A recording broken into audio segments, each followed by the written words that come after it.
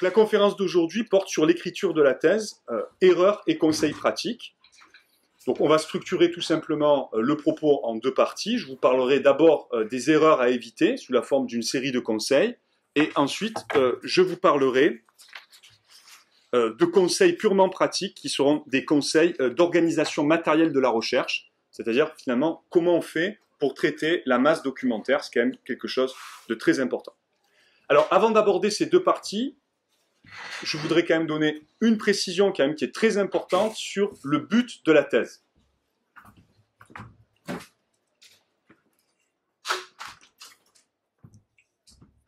Quel est le but de la thèse? Qu'est-ce que c'est le but d'une thèse? Et je pense que le but de la thèse, il est à peu près le même, quelles que soient les disciplines. Mais quel est le but d'une thèse? Le but d'une thèse, c'est de trouver un problème. Ce n'est pas de trouver une réponse, c'est de trouver un problème. Parce que si vous trouvez le problème, vous trouverez la réponse. C'est facile d'imaginer des réponses à un problème, mais c'est difficile de savoir à quelles questions répondent, enfin, à quelles questions correspondent les réponses qu'on peut lire. Donc, la réponse est non, mais quelle est la question? Donc, le problème, c'est le problème. Donc, le but de votre thèse, c'est de trouver un problème. Pourquoi? Parce que seul un problème ouvre une discussion. On discute d'un problème, et un problème signifie que vous avez au moins le choix entre deux possibilités. Au moins entre deux possibilités. Vous pouvez avoir le choix entre 3 possibilités, 4 possibilités, 5 possibilités. Mais un problème suppose que vous avez au moins un choix fondamental à faire. Et ce qu'on appelle dans la thèse la problématique, ce n'est que la succession des problèmes que vous allez examiner pour résoudre votre problème principal. Alors, les problèmes, on s'en pose dans la vie de tous les jours. C'est sûr que si je dois choisir, si je dois partir pour les vacances à la mer ou à la montagne, c'est un problème, mais je vais le résoudre normalement assez facilement. Sachant que la thèse, elle porte sur des problèmes qui sont intellectuellement construits, intellectuellement élaborés, et que donc du coup, pour trancher le problème, je vais devoir examiner des sous-problèmes. C'est ce qu'on appelle la problématique. Donc seul le problème ouvre une discussion et une argumentation, ce qui veut dire, et c'est très important, que la thèse n'est pas une synthèse. La thèse n'est pas une synthèse.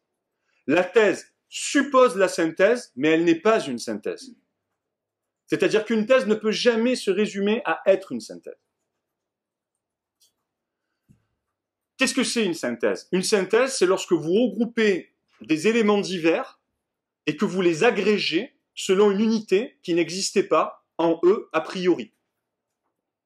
C'est assez compliqué comme définition, mais on peut prendre un exemple très simple de ce qu'est la synthèse. Vous imaginez, si vous avez en fait une construction en briques de Lego, l'analyse consiste à démonter en fait la construction et à aligner toutes les briques et à les ranger par couleur, par taille, par grandeur, donc à faire une classification. Donc ça, c'est de l'analyse. Et la synthèse consiste à prendre les briques et à construire un objet qui est différent de celui que vous avez déconstruit.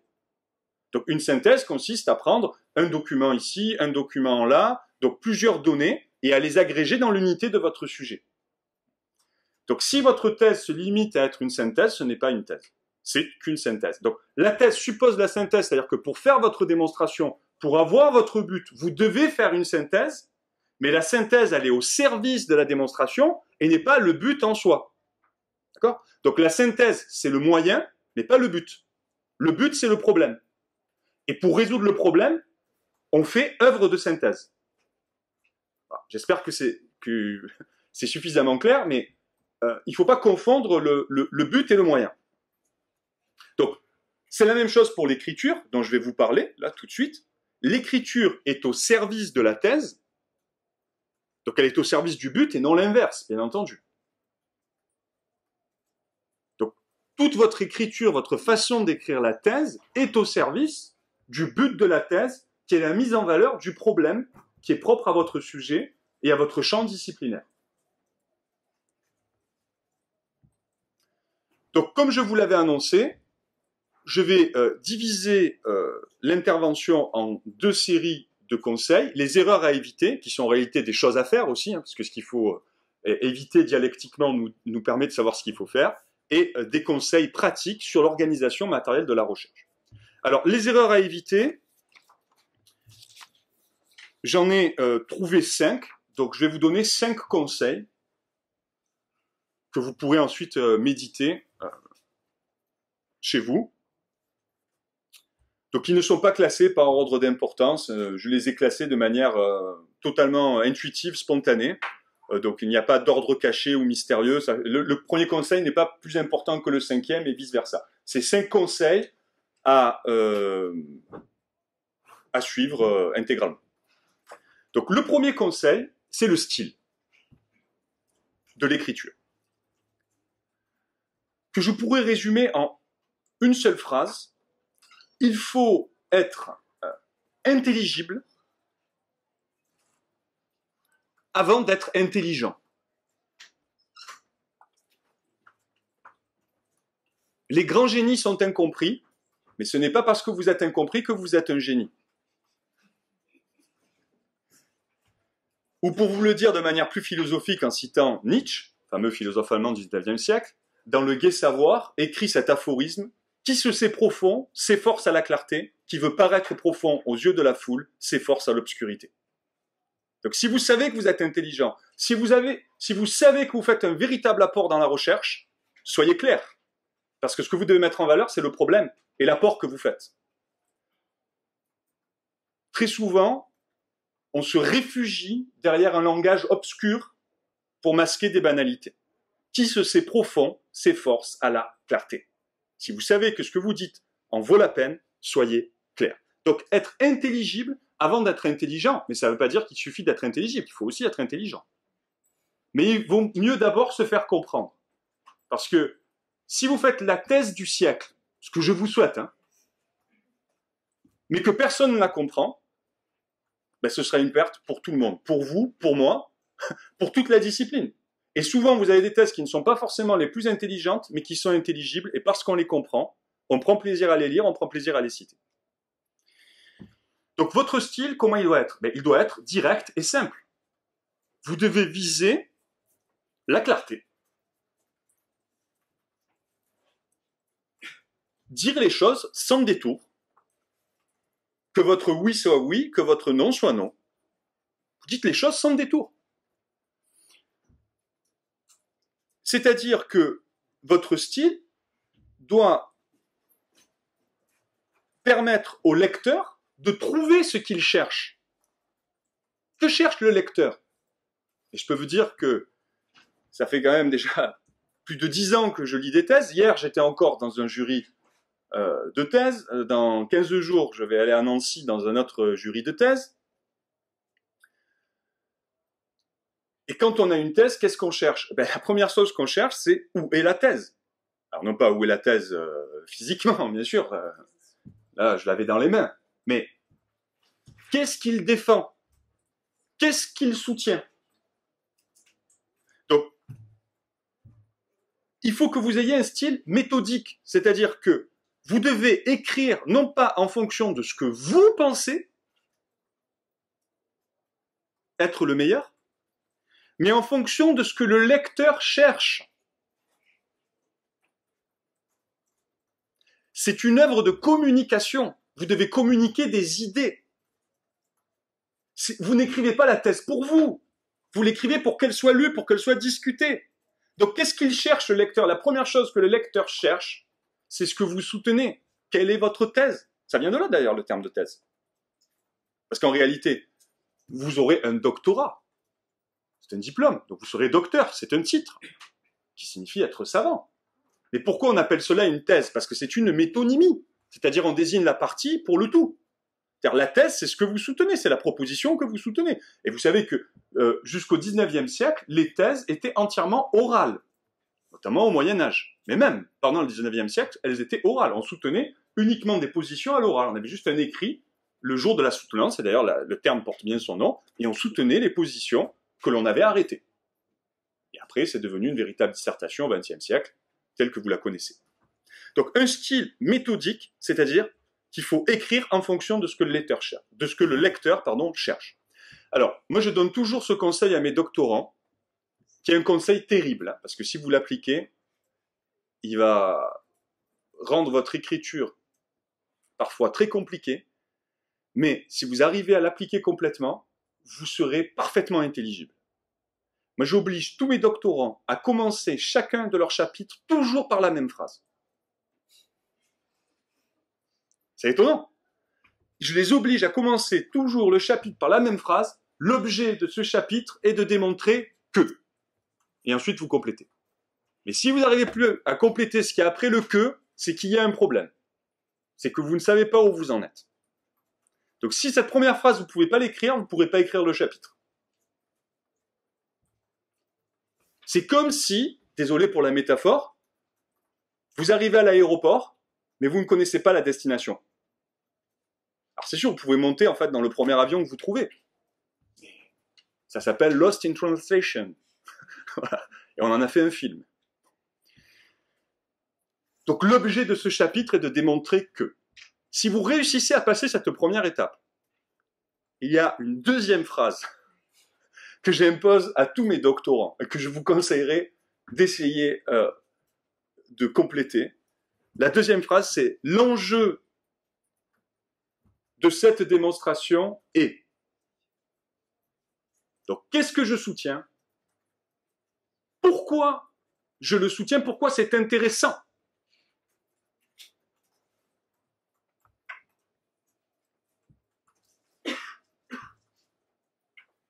Si vous survivez encore à cette deuxième phrase, il y a une troisième phrase. Mais celle-là, vraiment, elle vous ouvre la porte du chapitre. Donc, si vous arrivez à la troisième étape, c'est sûr, vous pourrez écrire le chapitre. C'est certain. La troisième phrase, c'est le problème qui se pose est. Donc, qu'est-ce que je soutiens? Pourquoi je le soutiens? Et quel est le problème? Quel est le problème qu'on va examiner? 3 phrases qui commencent chacun des chapitres. Alors, ça ne veut pas dire que nécessairement, vous allez tout le temps écrire dans votre thèse l'objet de ce chapitre est de démontrer que. Vous comprenez que c'est un exercice d'écriture pour vous-même, pour faire le point vis-à-vis de vous-même et pour savoir si vous avez des idées suffisamment claires pour que quand on vous lise, on vous comprenne. Donc, est-ce que vous allez être intelligible? Donc, faites cet exercice. Si vous n'arrivez pas à faire cet exercice, je doute très très fort que vous puissiez écrire le chapitre. Et vous pouvez le faire pour la thèse en entier. Vous savez, il y a un test terrible. Pour moi, c'est l'un des meilleurs tests, mais c'est le test, c'est comme passer en fait dans le feu. Hein. Et donc, quand on passe dans le feu, des fois, en fait, ça brûle tout, il reste plus rien, on ressort tout nu. Bon, mais il faut le faire. Mais vous avez un test terrible. C'est est-ce que vous êtes capable de résumer votre thèse en une seule phrase? Si vous n'êtes pas capable de résumer votre thèse en une seule phrase, mais qu'il vous faut 10 minutes d'explication pour expliquer ce que vous soutenez, c'est qu'il y a un problème. Mais le problème, cette fois, c'est la façon dont vous exprimez le problème, si j'ose m'exprimer ainsi. C'est-à-dire que si vous êtes suffisamment clair, normalement, votre thèse, elle doit faire une phrase. Elle doit pouvoir être résumée en une phrase. Qu'est-ce que vous soutenez? Eh bien, dans ma thèse, je soutiens que ça. Mais pourquoi vous le soutenez? Parce que l'enjeu de la thèse, c'est ceci. Et quel est le problème? Le problème, c'est cela. En 3 phrases, vous avez tout dit. Donc, pour continuer en fait dans une métaphore que j'aime beaucoup, mais qui ne sera pas forcément intelligible pour tout le monde, je compare souvent la thèse en fait à une enquête policière. Mais tout dépend en fait du modèle de détective que vous avez. Parce que vous savez que vous avez Sherlock Holmes, voilà. Vous avez Hercule Poirot, mais Hercule Poirot fonctionne comme Sherlock Holmes. Mais vous avez aussi Columbo. Donc la différence fondamentale entre Sherlock Holmes et Columbo, c'est que Sherlock Holmes cherche le coupable, mais vous ne savez pas qui est le coupable. On sait qu'il va le découvrir normalement à la fin, ou Hercule Poirot aussi va le découvrir, mais on ne sait pas qui est le coupable. Tandis que dans Columbo, c'est l'inverse. D'entrée, vous savez qui est le coupable, et en fait, vous allez regarder la démarche de Columbo pour le plaisir de son raisonnement, c'est-à-dire comment il fait pour trouver le coupable. Donc, est-ce que vous devez être Sherlock Holmes ou Columbo? En réalité, les deux. Vous devez être Sherlock Holmes dans la recherche et Columbo dans l'écriture. Qu'est-ce que c'est qui nous intéresse dans une thèse? C'est qui est le coupable. Et le coupable, c'est votre thèse. Si j'ose m'exprimer ainsi aussi. C'est la thèse que vous soutenez. Donc vous commencez, voilà, je soutiens ceci, et on va dire, mais alors comment vous en arrivez à penser cela? Pourquoi vous pensez que c'est un tel qui est le coupable? Mais ce qui nous intéresse, c'est de savoir comment vous y arrivez. Donc, on va lire l'argumentation que vous avez pour déterminer, en fait, le coupable. Donc, quelles sont les questions qu'on se pose lorsqu'on lit une thèse? Alors, cette fois, je vous donne le point de vue du rapporteur. Les questions qu'on se pose, c'est que soutient le candidat? Comment est-ce qu'il se positionne dans le champ de la recherche académique? Et quel est son apport? Donc, qu'est-ce que soutient le candidat? En gros, quelle est son idée? Il faut qu'il y ait au moins une idée. Mais une idée, vous savez, ça peut suffire. Hein.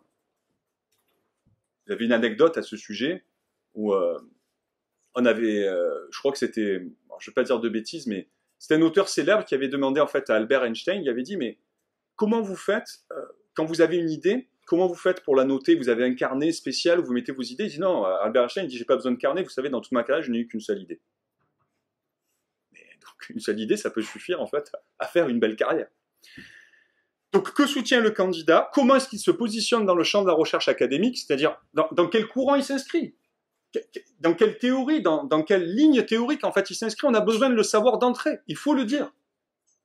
Tout de suite, il faut le révéler, il faut être clair. Il ne faut pas le cacher. Et quel est son apport? C'est-à-dire, qu'est-ce que la thèse elle apporte au débat académique, dans le champ académique du sujet? Donc, quel est l'intérêt? Mais vous apercevez qu'avec l'enjeu et le problème, vous répondez en fait aux attentes du lecteur. Donc, le style, intelligible avant d'être intelligent, et le style est au service de la démonstration, et le style est au service du lecteur. Le lecteur. C'était le premier conseil.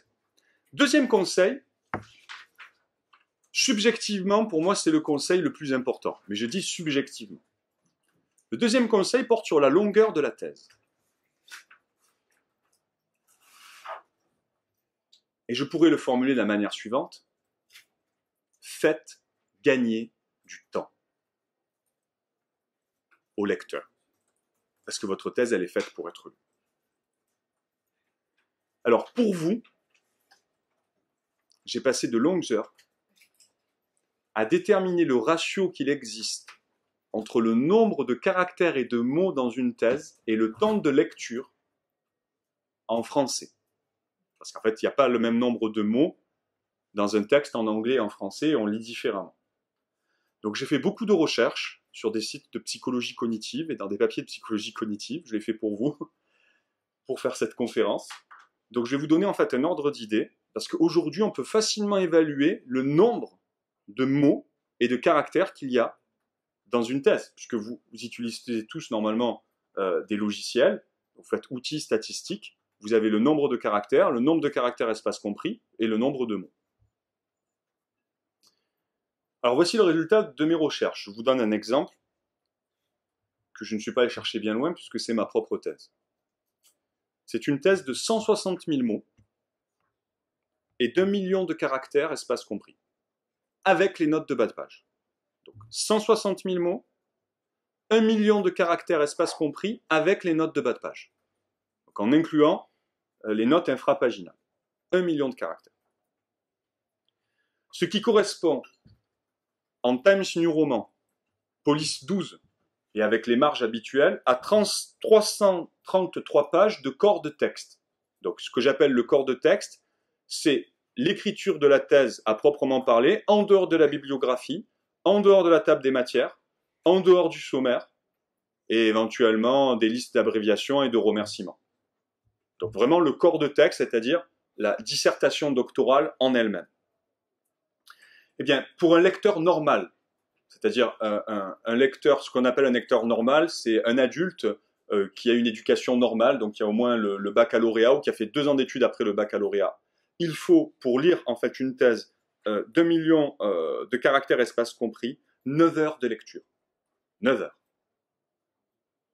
9 heures. Pour 333 pages. 9 heures. Et pour un lecteur expert, c'est-à-dire une personne qui a l'habitude de lire très souvent, alors vous êtes tous des lecteurs experts puisque vous êtes en doctorat, donc vous lisez toute la journée, donc vous lisez plus vite que la moyenne, c'est nécessaire, enfin, je veux dire, c'est quelque chose de naturel puisque vous lisez toute la journée. Moi-même, je fais partie des lecteurs experts, donc pour un lecteur expert, donc vous allez être lu par un lecteur expert, puisqu'en fait, c'est quelqu'un qui a l'habitude de lire. Hier, j'ai discuté avec un membre du jury de la thèse où j'étais, bon, il avait beaucoup d'expérience, il était plutôt en fin de carrière, il a fait un calcul, il a dit, j'ai passé 4 ans de ma vie à lire des thèses. Il a fait 108 soutenances de thèse. Ça correspond à 4 ans de lecture. Donc pendant 4 ans de sa vie, il n'a fait que lire des thèses. Ça fait réfléchir. Donc un lecteur expert, il faut 6h30 de lecture. Tout de même, 6h30 de lecture. Ce qui signifie, et c'est un deuxième exemple que j'ai pris, alors cette fois c'est pas ma thèse, c'est la thèse en fait d'un ami, c'est une thèse de 215 000 mots, 1 300 000 caractères, espace compris et notes comprises, il faudra 12 heures de lecture pour un lecteur normal et 9 heures de lecture pour un lecteur expert. Alors pourquoi je vous donne ces chiffres? Parce que réfléchissez à une chose. Est-ce qu'on peut lire votre thèse en une seule journée? Si c'est 9 heures de lecture, c'est clair que non. Une journée, on va dire que c'est 8 heures. Mais non seulement on doit lire votre thèse, mais en plus on doit faire un rapport dessus. Donc il faut que votre thèse soit lue en moins de 8 heures et que le rapport puisse être rédigé en moins d'1 heure. Donc si vous voulez être lu en entier, en réalité, vous ne devriez jamais dépasser le 1 000 000 de caractères. C'est clair. Je vais vous faire une confidence terrible. Pour l'instant, de toutes les thèses que j'ai lues, ça ne va pas vous rassurer. Il n'y en a que 2 que j'ai lues en entier. Enfin, en dehors de la mienne, bien sûr. Il n'y a que 2 thèses que j'ai lues en entier. Il n'y a que 2 thèses où je suis arrivé jusqu'au bout. La plupart des thèses, je les ai lues à 80%. C'est-à-dire qu'il y a au moins un chapitre dans la thèse que je n'ai pas lu. Parce que je n'en pouvais plus, parce que j'avais plus le temps, j'étais épuisé, que ça n'apportait plus rien en fait à la démonstration. Il n'y a que 2 thèses que j'ai lues en entier. Et les 2 thèses que j'ai lues en entier, c'était 2 thèses qui faisaient moins de 310 pages. Elles étaient bien écrites, elles avaient un apport, je les ai lues de la première ligne à la dernière ligne. Et l'une des thèses, je peux même vous dire, je l'ai lue dans un aller-retour ex-Paris. Donc ce qui fait 7 heures.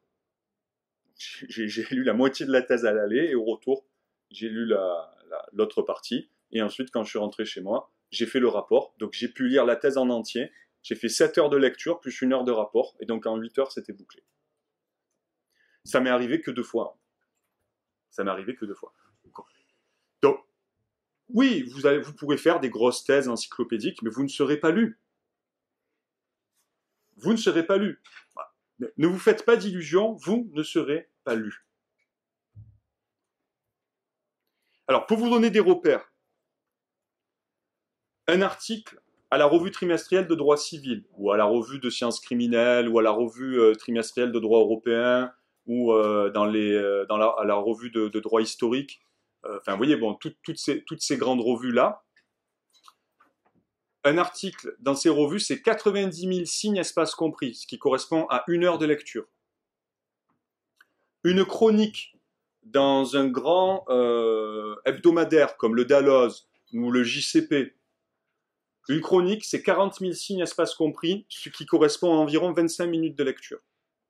Un commentaire d'arrêt, c'est 15 000 signes, ce qui correspond à 10 minutes de lecture. Une information rapide, donc une synthèse d'arrêt, correspond à 2500 signes, soit à peu près 3 minutes de lecture. Et j'ai fait des recherches sur, vous savez, les que sais-je. Bien sûr, vous connaissez tous cette fameuse collection des presses universitaires de France que sont les que sais-je. Eh bien, j'ai fait des recherches sur les que sais-je. Et j'ai découvert que, initialement, le projet éditorial au début du XXe siècle, c'était qu'on puisse faire le tour d'une question en 2 heures de lecture. Donc, ils ont pensé le format du que sais-je sur la base du temps de lecture. Et un que sais-je, donc je peux vous le dire, de toute façon vous l'avez compris, ça fait 180 000 signes, espace compris.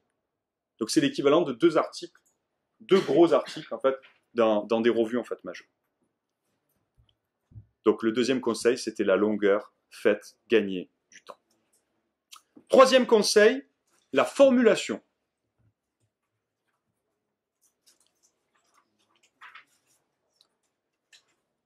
Soyez citable.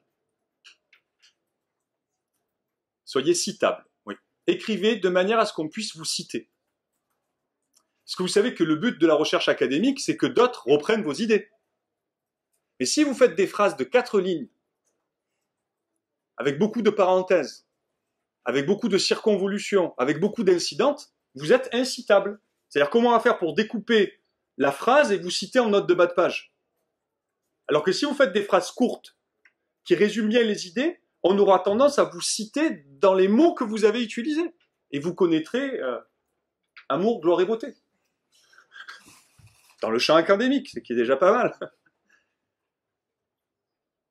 Mais regardez même pour vos propres recherches, vous verrez qui vous avez tendance à citer. Vous avez tendance à citer les personnes qui résument le mieux ce qu'elles disent en une seule phrase. Vous dites, ah ben oui, c'est exactement ce que je voulais dire, et vous citez juste la phrase dans la note de bas de page. Donc, soyez fonctionnel, soyez stratégique.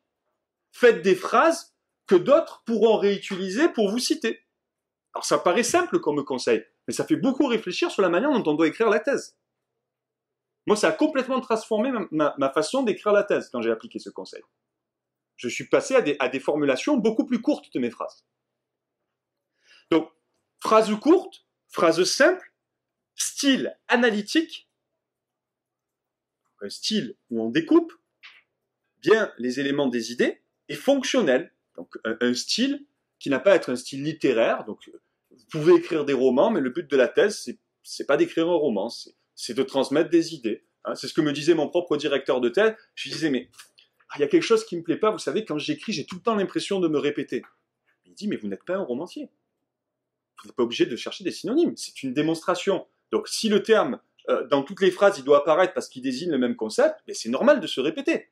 Donc, on n'a pas à avoir une recherche stylistique et de type littéraire si on travaille sur des concepts. Si le concept il est désigné par tel mot, ben chaque fois le mot on le remet dans toutes les phrases. C'est comme ça. Alors oui, on se répète, mais ça fait aussi partie de la rigueur scientifique et de l'exigence scientifique. Alors sur la formulation, donc sur le fait d'être citable, si vous voulez être cité, il faut que ce soit vous qui parliez. Je m'explique. Dans l'une des thèses sur laquelle j'ai fait un rapport il y a peu, un des reproches que j'ai fait au candidat, c'est que toutes les pages, il insère des citations d'autres personnes dans le corps de la thèse. Mais quel est l'intérêt? Moi, c'est le candidat que je veux lire parce que les autres ont écrit. Alors, bien sûr qu'il y a d'autres personnes qui sont d'accord avec vous. Bien sûr que vous voulez vous appuyer sur l'autorité d'autres personnes, mais vous le mettez en note de bas de page. Ne cassez pas la ligne de votre démonstration en citant les autres. Alors, sauf bien sûr, si vous trouvez un auteur où vous avez un paragraphe de 4 lignes, et que ces 4 lignes, vous avez commenté pendant 60 pages, bah c'est sûr, là, vous allez le citer, puisque ça va être l'objet de votre commentaire pendant 60 pages. Mais ce que je veux dire, c'est n'ayez pas une utilisation intempestive des citations. On brise le fil de la lecture.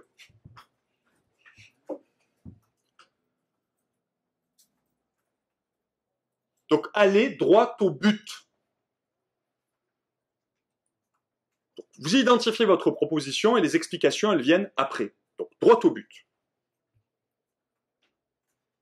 Donc, tout ce que les autres ont écrit, vous le mettez en note de bas de page. Les notes de bas de page, ça sert précisément à cela. Et peut-être que vous vous demandez d'ailleurs comment est-ce qu'on peut écrire en fait une thèse de seulement 300 pages. Vous savez, moi j'ai plein de techniques que je propose à mes doctorants. Vous voyez que je les fais beaucoup souffrir. Mais sur le moment, ils souffrent, mais après, ils me remercient.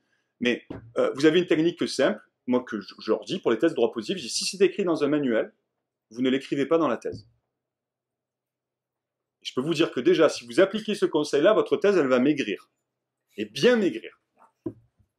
Si c'est écrit dans un manuel, vous ne l'écrivez pas dans votre thèse. Vous dites, vous mettez l'idée, vous mettez une note de bas de page et vous renvoyez au manuel. Et c'est tout. Ça veut dire que c'est admis comme une vérité dans le champ, ou enfin, le manuel ou le traité. Donc, troisième conseil, la formulation. Quatrième conseil, le plan. Alors, bien sûr, il faut faire un plan, c'est pas ça le conseil. Mais c'est que le plan doit offrir de vrais repères. Et souvent, ce n'est pas le cas. Le plan doit offrir de vrais repères. À quoi sert un plan? À s'orienter dans la pensée. On peut filer la métaphore avec la carte et le territoire. Le plan, c'est une cartographie de la pensée. C'est la carte qui permet de s'orienter dans le territoire de vos idées. Qu'est-ce que cela signifie? Cela signifie que votre plan ne doit pas être un plan d'idées. Le plan ne consiste pas à classer des idées. Le plan ne consiste pas à classer des thèmes non plus. Ça, c'est une approche pédagogique de cours. On classe des thèmes pour les transmettre à l'étudiant. Le plan ne fonctionne pas non plus par matière. Vous n'allez pas, par exemple, si vous traitez du contrat, faire une partie sur la formation, une partie sur l'exécution. Ça, c'est ce qu'on fait justement dans les manuels aussi de manière pédagogique. Donc, pas d'idée, pas de matière, j'ai oublié, et pas de thème. Pardon. Alors, vous allez me dire, mais alors, comment je structure le plan? Eh bien, le plan, vous devez le structurer par problème. Le plan, c'est votre problématique. Est-ce que la question se pose? Est-ce que la question se pose? C'est-à-dire que l'unité de votre pensée, c'est le problème. Si vous considérez que dans une thèse, mettons, il y ait 8 chapitres, ça veut dire que chaque chapitre doit correspondre à un problème. Et donc le plan consiste à classer des problèmes, pour qu'on puisse s'orienter dans les problèmes, pour qu'on puisse s'orienter dans la marche des problèmes, ce qu'on appelle la problématique. Alors, pourquoi structurer le plan par problème? Parce que, comme je vous l'ai dit en introduction, seul le problème ouvre une discussion. On ne discute que de problèmes. Donc c'est le problème qui ouvre le volume de discussion. Donc ce ne sont pas les idées les plus importantes qui forcément vont se retrouver dans le plan. Moi je dis tout le temps en fait à mes élèves qui font par exemple une thèse en droit des contrats, je leur dis le fait que le contrat soit un accord de volonté, c'est une idée très importante. Mais qu'est-ce qu'elle nécessite en termes de volume de démonstration? Une ligne. Tout le monde le dit dans tous les manuels, dans tous les traités. Donc vous n'avez même pas besoin d'en faire une partie. Alors sauf si votre thèse, c'est la remise en cause de la définition du contrat. Bien sûr. Mais si votre thèse n'est pas la remise en cause de la définition du contrat, vous dites, voilà, le contrat, c'est un accord de volonté, vous le mettez dans l'introduction, vous mettez les notes de la page, et c'est fini. Et pourtant, c'est une idée centrale et très importante. Donc ce qui signifie que dans le plan, vous n'avez pas forcément les idées les plus importantes, mais les idées que vous allez discuter, ce qui est complètement différent. Donc ce que vous devez chercher dans le plan, c'est un équilibre des masses problématiques.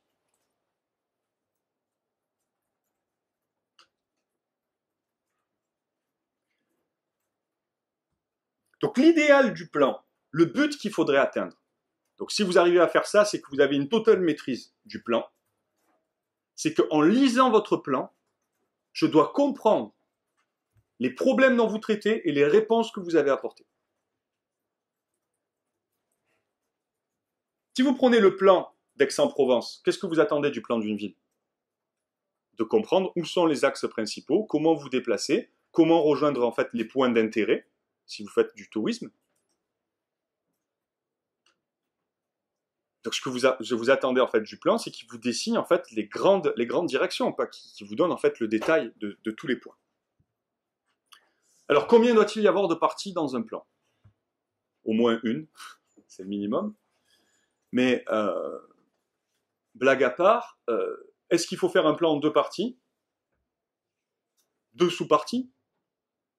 2 sous-sous-parties? Et ainsi de suite? Non. Absolument aucune nécessité. Puisque le plan, il est structuré par problème. Donc l'unité de votre pensée, c'est le problème. Donc vous avez 5, 6, 7, 8 problèmes, et ensuite vous essayez de les classer entre 2 et 3 parties, du mieux que vous pouvez. Mais il ne faut pas faire l'inverse, partir en fait de la forme vide et essayer de la remplir. Alors, vous avez des astuces que vous pouvez utiliser, c'est-à-dire que dans le plan, vous pouvez à la fois indiquer la matière et la position. Donc, par exemple, là, j'ai créé en fait un plan tout à fait artificiel à partir d'une distinction tout à fait classique. Imaginez en fait que vous fassiez une thèse sur la compensation pour connexité, donc un sujet très technique du droit des obligations. Vous pourriez faire première partie, la nature juridique de la compensation pour connexité, deuxième partie, le régime juridique de la compensation pour connexité. Bon. Ce serait un plan tout à fait classique, mais ça c'est un plan en fait matériel. Ça n'explique pas ce que vous défendez. On n'a pas en fait l'idée du problème que vous allez aborder. Donc simplement, vous le complétez. Vous mettez par exemple la nature juridique de la compensation pour connexité, 2 points, une garantie. Le régime juridique de la compensation pour connexité, 2 points, l'absence d'effet extinctif. Et donc là, on comprend que vous allez soutenir que la compensation pour connexité, c'est une garantie, et qu'elle ne produit pas un effet extinctif, donc très certainement un effet de garantie. Et donc, avec cette simple astuce de rajouter quelques termes ou de préciser avec une idée ou un adjectif, vous pouvez atteindre l'objectif de transmettre votre pensée simplement à travers le plan. 5e et dernier conseil ou erreur à éviter, les résumés. Il faut rassurer le lecteur. Il faut rassurer le lecteur. Donc, le 4e de couverture de votre thèse, c'est très important. En général, c'est la première chose qu'on dit. Donc, dans le résumé, qu'est-ce qu'on doit faire? Est-ce qu'on doit ménager le suspense? Ouvrez ma thèse et vous aurez une nouvelle révélation en droit des obligations. Moi, c'est ce que j'ai fait dans mon propre résumé de thèse. Très mauvaise stratégie. Pourquoi? Ah ben, tout simplement parce que quand il y a trop de mystères, on n'a pas finalement envie d'entrer. Imaginez que vous fassiez en fait votre shopping pour Noël et vous arriviez en fait devant la boutique à la vitrine noire, toute noire. Vous voyez rien. Alors c'est sûr, le mystère, ça peut être excitant. Qu'est-ce qu'il y a dans la boutique? Que vais-je trouver? Etc. On peut se poser plein de questions, mais ça peut un peu angoisser finalement. Dans quoi je vais rentrer? Qu'est-ce que c'est ce magasin? Qu'est-ce qu'ils vendent? Pourquoi la vitrine elle est toute noire? Etc. Bon, qu'est-ce qu'ils cachent? Donc ça peut être plus angoissant finalement que stimulant. Donc qu'est-ce que ça veut dire? Ça veut dire que qu'est-ce que vous mettez dans une vitrine d'un magasin? Parce que vous avez de meilleur pour attirer le client. Ben là c'est la même chose. Donc le résumé, vous mettez tout le meilleur de votre thèse. Donc tant pis, vous brisez tout le suspense. Mais le but, déjà, c'est qu'on sache ce que vous pensez, et le but, c'est qu'on ait envie de vous lire. Donc vous imaginez, la personne, elle tape votre sujet de thèse sur le SUDOC, le système universitaire de documentation. Ou pas le SUDOC, sur le site, comment ça s'appelle ça, thèse.fr. Donc elle tape votre sujet sur thèse.fr. Il y a le résumé. Et là, elle lit le résumé, elle se dit « mais ça a l'air génial !» Et elle la commande, et elle la lit, par le prêt entre bibliothèques, si elle n'est pas publiée. Mais si elle lit le résumé et que vous faites une espèce de vitrine obscure, elle va se dire « bon, qu'est-ce que c'est? Est-ce que je vais dépenser du temps et de l'argent pour faire un prêt entre bibliothèques ?» Elle ne le fera pas, en réalité. Donc il faut tout dire dans le résumé. La métaphore que je prends toujours pour mes étudiants, elle vaut ce qu'elle vaut, je suis désolé, il y a beaucoup de métaphores peut-être qui sont boiteuses, mais elles permettent de bien comprendre en fait l'objectif. Je leur dis, vous devez faire un résumé et également votre introduction comme la bande-annonce d'un film. Donc vous devez mettre les meilleurs moments, annoncer tous les temps forts et présenter l'ensemble en fait du cadre et de la problématique. Donc ce que je vous dis pour le résumé, ça vaut aussi pour l'introduction, pour la conclusion et pour les têtes de chapitre. Donc tous les passages en fait où on résume ces idées. Donc l'introduction, ça résume toute la thèse. La conclusion, ça résume toutes les positions de thèse. Le 4e de couverture, ça résume à la fois l'introduction, la conclusion et toute la problématique de la thèse. Et les têtes de chapitre, donc les introductions de chapitres, résument bien entendu les chapitres.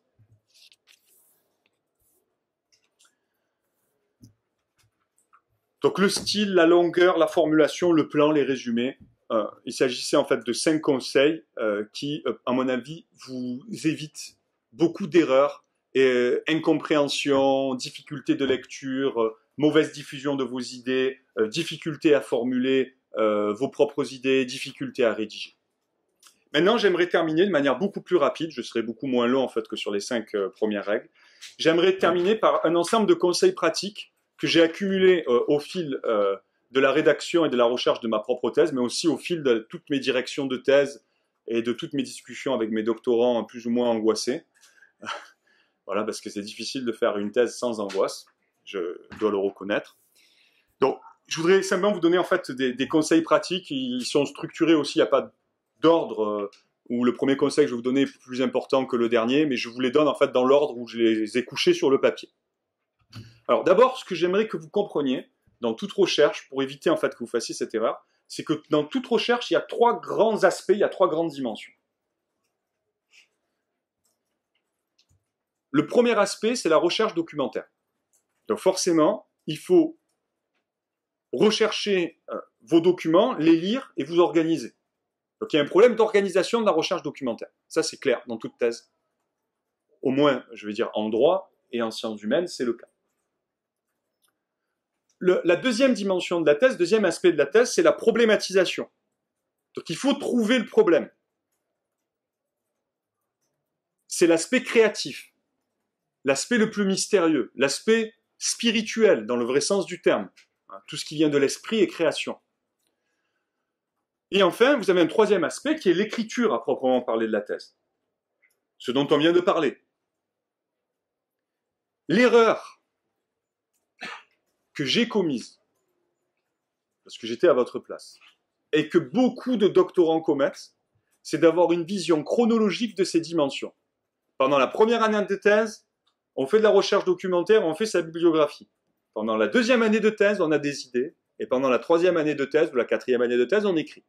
C'est sûr que dans le monde idéal de la rédaction des thèses et de la recherche, si vous arrivez à faire ça, c'est extraordinaire. Ça ne se passe jamais comme ça.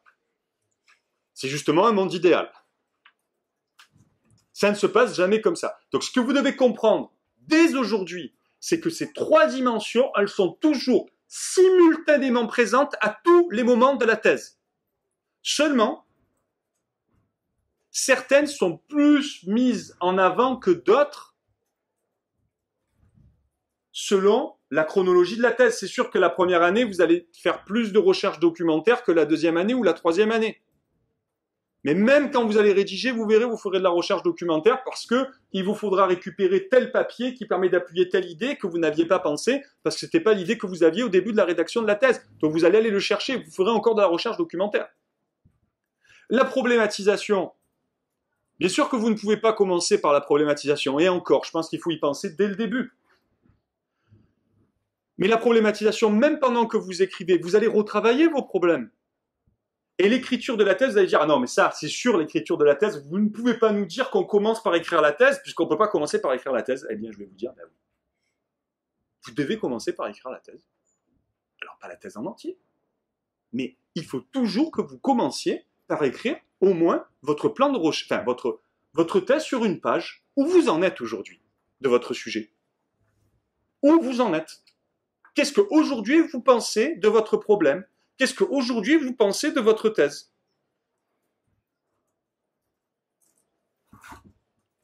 Alors, c'est ce que je vais essayer de vous expliquer.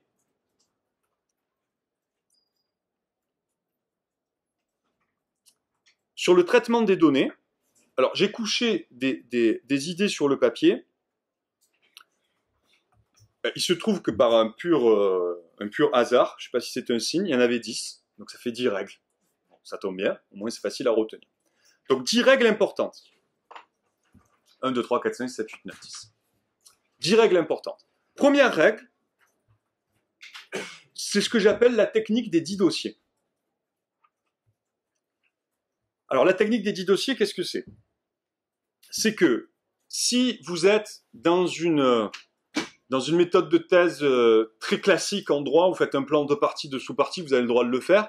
Ça signifie que vous avez 2 parties, dans chaque partie il y a 2 titres, et dans chaque titre il y a 2 chapitres. Donc vous avez 8 chapitres en réalité. Alors vous allez dire, alors pourquoi 8 dossiers? Parce qu'il y a l'introduction, ça fait 9, et le 10e, c'est tout ce que vous n'arrivez pas à mettre dans les 9 autres. C'est le dossier résiduel. Et le fait de constituer ces 10 dossiers, vous mettez des numéros dessus. C'est ce que j'avais fait, je mettais des numéros, parce que si vous écrivez sur le dossier, vous allez tout le temps barrer le titre et vous allez mettre un titre. Donc je mettais des numéros.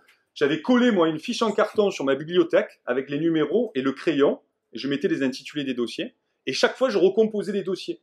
Et donc ça vous permet de voir que certains dossiers, ils sont immenses, d'autres, ils sont tout maigres, et ça vous permet de comprendre qu'il y a un problème. Pourquoi il y a des dossiers qui sont immenses et d'autres qui sont tout maigres?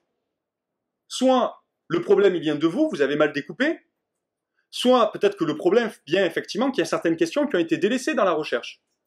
Donc ça vous permet, la technique des 10 dossiers, déjà de vous préstructurer en 8 chapitres, plus l'introduction, d'avoir déjà en fait une vision par problème, et ça vous permet en fait de répartir les masses et de voir en fait quel est le volume de la discussion académique.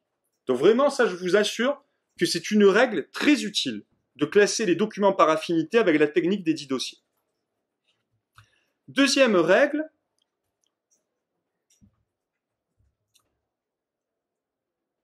faire à la fois des lectures d'ensemble et des lectures précises. C'est-à-dire que quand vous lisez un document, il ne faut pas simplement vous dire soit je lis le document en entier, soit je ne lis pas du tout. Non. Il y a des documents où vous n'allez lire qu'un paragraphe, parce que vous n'avez besoin que de ce paragraphe-là pour votre thèse. Vous allez consulter d'autres thèses, il y a peut-être que 2 pages qui vous intéressent. Vous ne lisez que ces 2 pages. Vous lisez un peu l'introduction, mais vous faites des sondages pour voir la problématique d'ensemble. Vous n'allez pas lire en fait toute la thèse. Inversement, il y a des passages très importants ou des articles très importants ou même des thèses très importantes. Peut-être que vous serez obligé de les lire, peut-être pas en entier, mais au moins à 80%. Donc, vous voyez, il faut que vous soyez stratégique et que vous preniez ce dont vous avez besoin. Alors, au début de la recherche, c'est difficile. Donc, au début de la recherche, il vaut mieux faire des lectures générales, des lectures d'ensemble. Mais au fur et à mesure que vous avancez normalement dans votre problème, vous faites des lectures de plus en plus sélectives et de plus en plus, j'allais dire, précises. Troisième règle. Alors, celle-là, c'est une règle contre-intuitive, mais elle est très importante. Ne surlignez pas vos documents. C'est étonnant, hein? Surtout, pas de fluorescent sur les documents. Alors pourquoi? Parce que si la première fois que vous lisez un document, vous dites « Oula, ça c'est important », vous le soulignez. Ça c'est important, vous le soulignez. Mais ça c'est aujourd'hui que vous pensez que c'est important. Déjà dans 3 mois, vous aurez peut-être changé d'avis. Dans 6 mois, vous aurez changé d'avis. Mais si vous ressoulignez dans 6 mois ce que vous pensez être important, vous allez faire un arbre de Noël sur le document. Il y en aura de toutes les couleurs, de partout, ça deviendra illisible. Donc quand est-ce qu'on surligne un document? À la fin. C'est-à-dire une fois que vous avez votre thèse, vos idées, que tout est clair, vous reprenez votre documentation et vous surlignez tout ce que vous allez citer. Et le confort que ça va vous apporter, vous imaginez pas. Parce que vous allez reprendre vos dossiers, vous allez prendre vos articles, et vous n'allez plus lire les articles, vous n'allez lire que ce que vous allez surligner, parce que vous savez que c'est ce que vous allez citer. Et vous allez gagner un temps considérable. Considérable. Alors aujourd'hui, c'est sûr, on ne surligne peut-être plus à la main, mais dans votre PDF, ce que vous mettez ne surlignez pas en fait immédiatement les choses dans votre PDF. Voilà. Attendez, alors c'est vrai que moi je suis encore resté assez papier, c'est-à-dire que, alors au début ça veut dire qu'il faut prendre de notes, mais au début on surligne en fait au crayon papier, mais on met pas du fluo parce que ça attire le regard, ça fixe les idées, mais on surligne au crayon papier, on met des notes dans la marge, mais en fait on ne fixe pas les idées. Donc c'est déjà la 4e règle qui suit en fait la 3e, c'est qu'il faut que vous puissiez prendre des notes évolutives. Alors qu'est-ce que ça signifie des notes évolutives? C'est-à-dire que vous ne devez jamais clôturer et vous fixer sur l'interprétation d'un document. Alors moi la technique que j'avais, c'est que j'ai fait une thèse qui portait sur la jurisprudence, j'ai fiché 380 arrêts, donc à l'époque il y avait Légifrance n'existait pas. Donc, je les ai tous photocopiés, j'ai tout fait en fait sur des fiches cartonnées où j'ai mis des mots-clés, et donc ce que je faisais c'est que je résumais l'arrêt, et au fur et à mesure, pour distinguer ce que disait l'arrêt de ce que je pensais ou de ce que disaient les commentateurs, toutes mes remarques, je les faisais commencer par un petit triangle. Donc je savais que lorsque la phrase commençait par un triangle, c'était une de mes idées. Et donc chaque fois, j'ajoutais mes phrases avec les triangles, et à la fin, parmi les différentes interprétations, j'ai entouré le triangle qui correspondait à ce que je retenais pour ma thèse. Donc j'ai changé d'avis sur l'interprétation de certaines choses, mais c'est normal. Ce qui serait inquiétant, c'est si vous avez une thèse, une idée, au moment où vous commencez la thèse, que vous gardez la même idée jusqu'au bout, c'est qu'il y a un problème. Pour moi, c'est qu'il y a un problème. Donc, 5e conseil, toujours noter ses idées. Toujours noter ses idées. Alors, maintenant, c'est facile parce qu'on a les téléphones portables, on peut s'enregistrer, on peut faire une note sur les téléphones portables. Et bon, moi, vous savez, j'ai peut-être une espèce de résistance à la technologie, donc j'ai toujours un carnet sur moi, toujours, qui me quitte jamais. Et dedans, il y a même une récompense si je le perds pour celui qui me le rapporte, parce qu'il y a toutes mes idées dedans. Mon propre directeur de thèse avait collé un bloc-notes dans sa voiture. Donc, il était sur l'autoroute, il avait une idée, il n'attendait pas d'arriver chez lui, il se mettait sur le bas-côté au péril de sa vie, parce qu'il donne sa vie pour la science, il notait l'idée en fait sur le bloc-notes. Donc il faut toujours noter les idées parce que vous allez avoir l'idée, elle va s'envoler. Hein. Vous connaissez en fait le proverbe, les paroles s'envolent et les écrits restent. Scripta manent, verba volent. Sixième règle, je vous l'ai déjà donné en réalité, mais je vous la répète, c'est sur la technique des 10 dossiers. Vous devez questionner les dossiers qui sont trop vides ou trop pleins. Donc la technique des 10 dossiers vous permet de savoir pourquoi le dossier est trop rempli, pourquoi il est trop plein. Ça doit vous permettre d'être beaucoup plus dynamique dans les questions que vous vous posez. Et donc sans cesse, vous restructurez vos dossiers, ce qui vous permet de refaire une hiérarchie des problèmes. Septième règle, quand vous faites une recherche documentaire, il faut partir du présent pour aller vers le passé, non pas l'inverse. Parce que sinon, vous allez accumuler trop de données. Alors, sauf bien sûr pour ceux qui font une thèse en histoire. Parce qu'en histoire, par définition, on part du passé. Donc là, je m'adresse à tous ceux qui font une thèse en dehors de l'histoire du droit, bien sûr. Mais partez du présent et remontez progressivement dans le temps, parce que des fois, vous remontez ne serait-ce qu'à 50 ans, vous avez déjà beaucoup trop de données. Donc, il faut s'arrêter là. Sinon, vous risquez de faire la thèse en 10 ans. Et de toute façon, c'est même plus possible maintenant.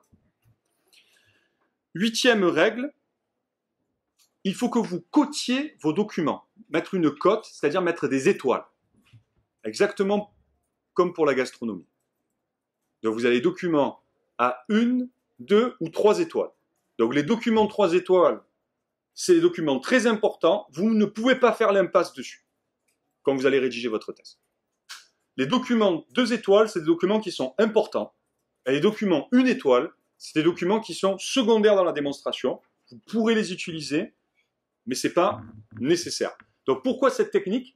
Cette technique, en fait, elle va vous permettre de prioriser les documents dans l'utilisation que vous en faites pour la rédaction. Et quand vous allez rédiger, vous allez d'abord vous concentrer sur les 3 étoiles, après sur les 2 étoiles et après sur les 1 étoile. Et vous verrez que ça va vous faire gagner un temps considérable.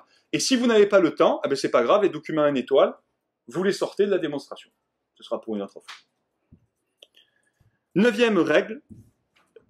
Alors ça, je la trouve subjectivement très importante. Vraiment, je pense que s'il y en a une à retenir là parmi les 10, c'est celle-ci. Surtout pour ceux qui sont en première année de thèse. C'est qu'il faut réaliser un lexique. Ça me semble fondamental. Il faut que vous réalisiez un lexique. Donc un lexique, c'est une suite de mots qui correspond à vos sujets. C'est-à-dire, quels sont les mots-clés de votre sujet? Parce que les mots-clés de votre sujet, c'est ce que vous allez taper dans les moteurs de recherche, c'est ce que vous allez taper dans les bases de données. Donc il faut faire attention aux synonymes. Alors c'est sûr, il y a des exemples, c'est facile à comprendre. Si vous faites une thèse sur le dommage, il faut aussi taper préjudice. Bon, ça c'est évident. Mais parfois, ça c'est l'exemple banal, mais des fois on est dans des situations où c'est beaucoup moins évident. Donc, comment on fait pour se construire un lexique? Alors je ne fais pas de la publicité, mais vous avez un dictionnaire édité par Larousse, qui me semble extraordinaire, qui est quasiment méconnu. Parmi, je ne sais pas pourquoi, tous les collègues, les doctorants, quasiment personne ne le connaît. C'est ce qu'on appelle le thésaurus, ou le dictionnaire des analogies. Pas des synonymes. Pas des synonymes. C'est pas un dictionnaire des synonymes. C'est un dictionnaire des analogies. Donc c'est un dictionnaire qui est structuré par champ lexical. Et c'est fabuleux. Parce qu'à partir d'un mot, vous retrouvez tous les autres mots qui sont inclus dans le champ lexical. Et ça vous donne, vous ne pouvez pas imaginer, ça vous donne des idées. Ça vous permet de rebondir. Donc je vous assure que c'est fondamental. Et enfin, dernière règle, c'est une règle négative, ne fichez pas tout. Ne sombrez pas dans la folie de la fiche. Alors je sais que c'est rassurant de ficher, parce qu'on lit le document, on fait une fiche, on lit ceci, on fait une fiche, on accumule des fiches et des fiches et des fiches et des fiches. Mais ficher, c'est, comment dire, si vous aimez faire des fiches, rentrez aux renseignements généraux. Je veux dire, au moins vous ficherez tout le monde et vous collecterez des renseignements sur tout le monde. C'est-à-dire qu'il vaut mieux prendre des notes sélectives en fonction de problèmes, mais pas faire des résumés. Donc, oui, peut-être au début, faites des fiches, mais soyez modérés quand même sur la folie de la fiche. Alors, pour me résumer, et je terminerai par là.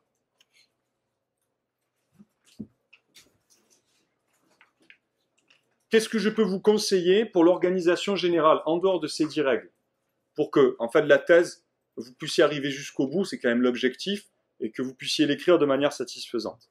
Déjà, première chose que j'aimerais vous dire, n'hésitez pas à faire un rétro-planning.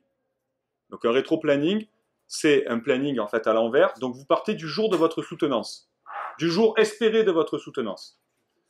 Donc imaginons, alors là on est en 2018, on va dire que vous avez déjà commencé peut-être la thèse, etc. Allez, on va dire, on va être très optimiste, on va dire une soutenance en 2021. Donc vous allez soutenir le 5 décembre 2021. Donc si vous devez soutenir le 5 décembre 2021, cela signifie que 9 semaines avant, excusez-moi, 9 semaines avant, vous avez envoyé la thèse au rapporteur. Donc ça veut dire qu'elle est imprimée. Alors c'est vrai que les délais d'impression, ils sont compressés maintenant, mais vous voyez déjà, ça vous donne une idée, c'est 9 semaines avant. Et ainsi de suite, faites un rétro-planning, ça vous permet en fait de voir concrètement le temps qui vous reste pour chercher des documents, penser à des problèmes et écrire la thèse. C'est très très significatif. Est-ce qu'on peut écrire une thèse en 3 ans? C'est possible, je l'ai fait. Je l'ai fait. Avec une méthode militaire. Donc quelle est la méthode militaire que j'ai appliquée? J'ai dit, c'est simple, ma thèse elle est en 8 chapitres. Chaque chapitre sera écrit en 1 mois. Le 30 du mois, le chapitre sera fini. Chaque chapitre est composé de 2 sections. Donc c'est une section tous les 15 jours. Chaque section est composée de 2 paragraphes. Donc c'est un paragraphe par semaine. Chaque paragraphe est composé d'un grand A et d'un grand B. Donc c'est un grand A en 2 jours, un grand B en 2 jours. Ça fait en 4 jours. Et je me suis tenu à ce planning et j'ai écrit la thèse Je l'ai commencé en septembre et je l'ai fini en mai. Je l'ai écrite j'arrive même plus à calculer combien ça fait, mais à peu près en 9-10 mois. Avec toujours la même discipline. Lever à 7 heures du matin. Extinction de toute sonnerie, y compris en fait de la sonnerie de l'appartement, extinction du téléphone, enfin sauf de l'ordinateur à l'époque, mais il n'y avait pas internet, donc il n'y avait pas la tentation de naviguer, donc extinction de tout. Écriture directe jusqu'à 1h de l'après-midi, coupée du monde de 7h à 1h, donc jusqu'à 13h. Invariablement de 13h à 14h, pâte à la carbonara, parce que j'avais pas le temps de faire autre chose. Et de 14h à 17h, intégration des notes de bas de page, structuration, mise en forme, tout ce qui ne demande pas en fait un effort intellectuel. 17h, sortie de l'appartement, promenade, cinéma, bar, amis, massage, shiatsu, enfin tout ce que vous voulez, qui vous fait du bien, réintégration 21h, soupe légère, au dodo à 22h. Et la thèse est faite en 10 mois. Mais ça vaut le coup, parce qu'après vous passez à autre chose dans votre vie. Donc ce que je vous conseille, c'est régulièrement, faites le point sur ce que vous pensez. Moi je vous dis toutes les 7 semaines, parce que 7 c'est un chiffre symbolique fort, toutes les 7 semaines vous reprenez votre page, alors où j'en suis sur le problème, où j'en suis sur les idées, où j'en suis sur l'enjeu, qu'est-ce que je pense aujourd'hui? Il est où le problème? Voilà. Donc toutes ces 7 semaines, refaites le point, vous verrez, vous progresserez, ça va vous encourager. Ça va vous encourager de voir que vous progressez toutes les 7 semaines. Donc ayez cette discipline. Et enfin, j'aimerais terminer par la grande question que me posent quasiment tous mes élèves. Monsieur, quand est-ce que je dois commencer à écrire? Est-ce que je suis prêt pour écrire? Voilà. Est-ce que vous pensez que je peux commencer à écrire? Alors, je vais vous donner un critère qui résout la question. Au moins, vous ne vous poserez plus la question, vous ne la poserez même plus à votre directeur. Est-ce que vous devez commencer à écrire lorsque vous avez le plan et tout le détail de la démonstration? Non, parce que si vous attendez d'avoir le plan et tout le détail de la démonstration, vous n'écrirez jamais. Parce que vous pourrez toujours perfectionner, vous pourrez toujours ajouter quelque chose. Donc, il faut commencer à écrire comme on fait un voyage. Le voyage, il commence par la destination. Sinon, c'est une errance. Donc, vous commencez à écrire lorsque vous savez ce que vous voulez dire. Donc, dès que vous avez un but, dès que vous avez un cap, vous pouvez commencer à écrire. Peut-être que vous n'avez pas tout le détail de l'argumentation. Peut-être que vous n'avez pas tout le détail de l'argumentation, mais vous allez construire le chemin en marchant. Donc, ayez confiance dans votre propre marche. Ayez confiance dans votre propre puissance de problématisation et dans votre propre puissance de résolution des problèmes au moment où ils apparaissent. Mais ce qu'il vous faut, c'est le cap. C'est le cap. Voilà. Donc, vous avez décidé d'aller à New York. Finalement, l'avion est annulé. Eh bien, ce n'est pas grave. Alors, vous n'irez pas peut-être forcément à la nage, ça va prendre du temps. Mais vous irez en bateau, vous allez prendre un autre moyen, vous allez prendre une escale, vous allez passer par un autre endroit. Donc, vous allez inventer de nouvelles stratégies, mais vous savez où vous voulez aller. Vous voulez aller à New York. Donc, le plus important, c'est qu'est-ce que je veux démontrer? Quelle est ma position? Quel est le but de la thèse? Qu'est-ce que je veux dire?